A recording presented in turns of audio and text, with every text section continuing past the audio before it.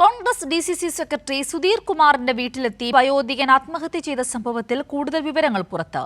സഹകരണ സംഘം നൽകാനുള്ളത് 75 ലക്ഷം. കൂടുതൽ പേർ തട്ടിപ്പിനിരയായി. സുധീർ കുമാറിനെതിരെ കൊലക്കുറ്റത്തിന് കേസെടുക്കണമെന്ന് CPM സംസ്ഥാന സെക്രട്ടറി MV ഗോവിന്ദൻ മാസ്റ്റർ.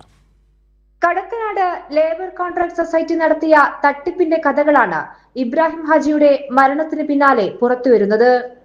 പലതവണയായി നിക്ഷേപിച്ച 75 ലക്ഷം രൂപയാണ് നഷ്ടമായത് എന്നതാണ് ഇബ്രാഹിം ഹാജിയുടെ മൊഴി. സാമ്പത്തികമായി വലിയ ബാധ്യതയുണ്ടെന്നും നേരത്തെ നൽകിയ പരാതിയിൽ പറയുന്നു.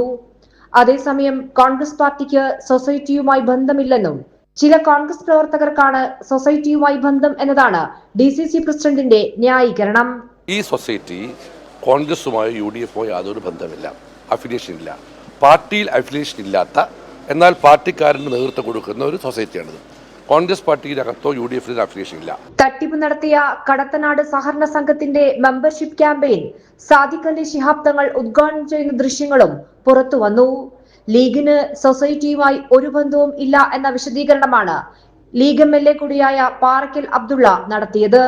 പാർട്ടി ഔദ്യോഗികമായി മുസ്ലിം ലീഗ് പാർട്ടിക്ക് അതിൽ ഒരു പങ്കുമില്ല. ഔദ്യോഗികമായി അതെനിക്കറിയാവുന്ന അത് വടകരയാണ്. വടകരയിൽ മുസ്ലിം ലീഗ് പാർട്ടിക്ക് കൊലപാതകമാണ് നടന്നത് എന്നും കോൺഗ്രസ് നേതാവിനെതിരെ കൊലക്കുറ്റത്തിന് കേസെടുക്കണമെന്നും CPIM സംസ്ഥാന സെക്രട്ടറി MV ഗോവിന്ദൻ മാസ്റ്ററും വ്യക്തമാക്കി.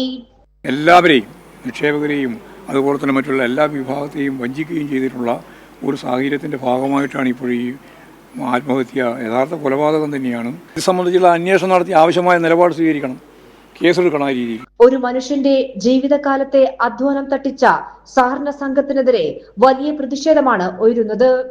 വരും ദിവസങ്ങളിൽ പരാതിയുമായി കൂടുതൽ പേർ രംഗത്ത് വരും എന്നതാണ് സൂചന. കൈരളി ന്യൂസ്, കോഴിക്കോട്.